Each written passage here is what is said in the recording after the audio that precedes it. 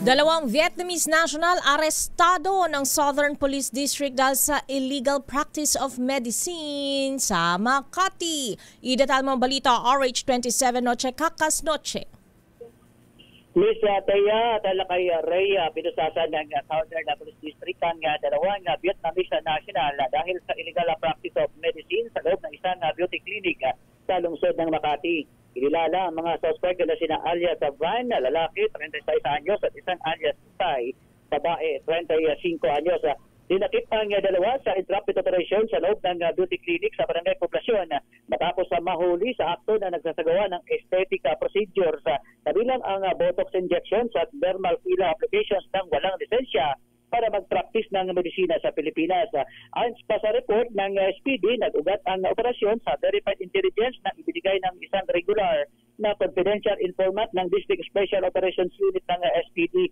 Isang pulis ang nagpapanggap na pasyente at dito na kumpirma ang iligal na gawain ng dalawang dayuhan. Nabatid na napiko ang mga suspect na magpakita ng anumang lisensya o akreditasyon na nagpapahintulot sa kanila na magsagawa ng mga medical na pamamaraan sa bansa. Nakupiska sa klinik ang samot-saring surgical supplies, anesthesia, syringe, filler, microcannula, needles, resibo, mga forms ng pasyente at iba pa.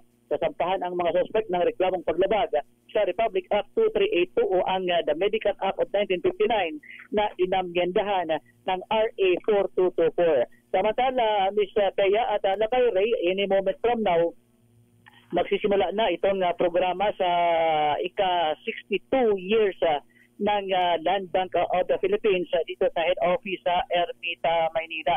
Bibigyan ng parangal ng Land Bank sa pamamagitan ng kanilang gawad tanyag ang ibang sektor. Pangungunahan naman mamaya ni Land Bank President and CEO Dineta Ortiz ang naturang aktibidad.